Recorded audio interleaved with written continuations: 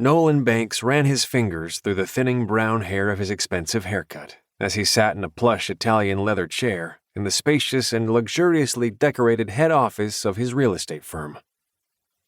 What's it like to run a multi-million-dollar company?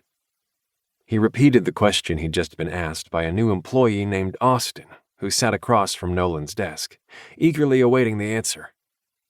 Well, first off, I don't run this company by myself. I delegate lots of decisions to my colleagues. So I suppose I'm really more of a manager at this point. Austin jumped out of his seat, picking up framed photos of Nolan with important members of the community, which sat on several tall mahogany desks in Nolan's office. Is that you with the mayor? Is he handing you the key to the city?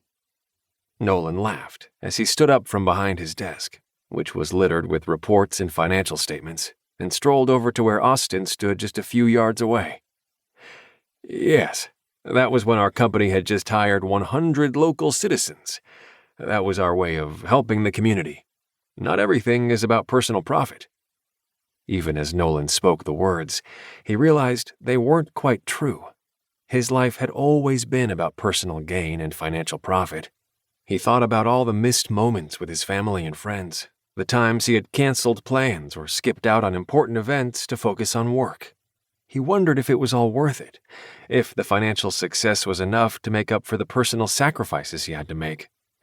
But he quickly pushed those thoughts aside, knowing he couldn't dwell on them if he wanted to maintain his status as a successful businessman.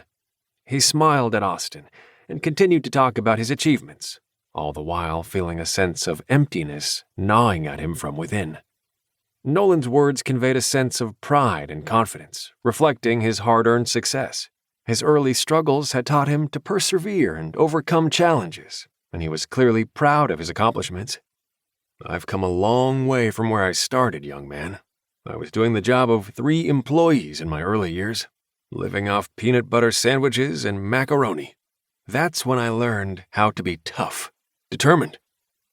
As he spoke, the young man listened attentively, hearing the passion and conviction in Nolan's words. He was impressed by Nolan's resilience and determination, and he realized he could learn a lot from someone who had experienced such adversity. What about this plaque over here? Austin adjusted his blue striped tie and pointed to another award. As Nolan read the words on his badge of honor, he couldn't help but feel a sense of pride and accomplishment. Being recognized as one of the top 40 professionals under the age of 40 in his state was no small feat, a testament to all the hard work and dedication he had put into his career. Awesome! Austin was like a teen in an electronics store, hopping from one item to the next. He rushed over to the 2 30-inch Mac monitors and looked at what Nolan had been perusing before Austin had asked to speak with him. Wow! Accounting just posted all the financial details for the month. It was a record-breaking month for the company. We just hit our highest gross revenue yet. How will you celebrate? Nolan smiled at Austin's enthusiasm for the company's recent success. That's fantastic news, he said, nodding his head in approval.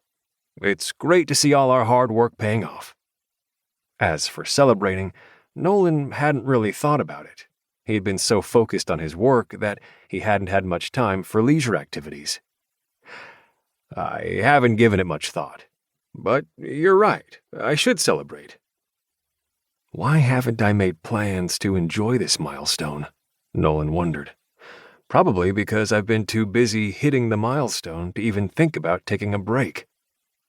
Actually, why don't we celebrate? Nolan strode over to the office bar, pulled out a bottle of Cristal champagne, and poured the amber liquid into 2 tall, thin goblets edged in gold. It's well past 5 on a Friday evening. We can indulge a bit. Austin took hold of the glass but raised his blonde eyebrows, clearly hesitating. Go ahead. Drink up, I insist.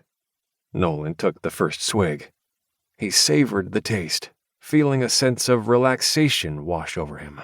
He leaned back in his chair and reflected on his conversation with Austin, feeling grateful for the opportunity to share his story and inspire others.